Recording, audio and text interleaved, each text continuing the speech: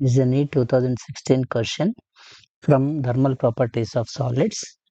It says coefficient of linear expansion of brass and lengths of brass and steel are L1 and L2.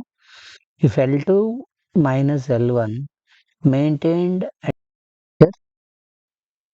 if L2 minus L1 is maintained at all the temperatures, which of the following conditions holds good is the thing that you need to identify. So what he's saying, let's try to understand, right? There is brass,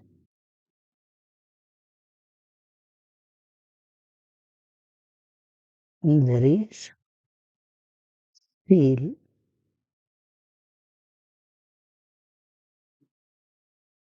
This coefficient of linear expansion is alpha 2 L2, whereas for the brass, alpha 1 L1. Thus, there is a difference in their lengths. There is a difference in their lengths. This is the difference in their lengths. It is L2 minus L1. L2 minus L1 shall be same at all temperatures. But what happens when you raise the temperature, first of all, is this material expands, this material also expands.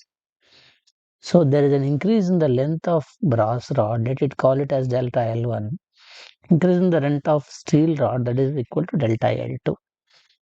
For the difference between the lengths to remain constant at all the temperatures, increase in the length of the first one shall be increase in the length of the second one. How do you know how much is the increase in the length? That's basing on the definition of coefficient of linear expansion as ratio of increase in the length to its original length per 1 degree centigrade rise in temperature, that is delta L by L and delta T equal to alpha. So increase in the length is alpha L and delta T. That implies increase in the length of the first rod is alpha 1 L1 delta T. For the same rise in temperature, increase in the length of the second rod is alpha 2 L2 delta T.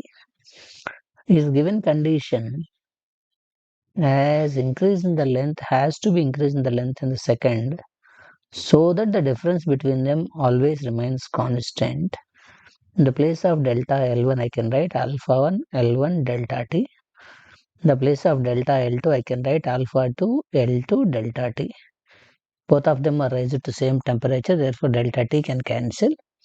That implies the relation is alpha 1 L1 equal to alpha 2 L2 is the right answer. That's how we have to get to the answer. It's a simple conceptual question. You need to know just to know the formula of coefficient of linear expansion to get to this answer. That's it. Thank you for watching.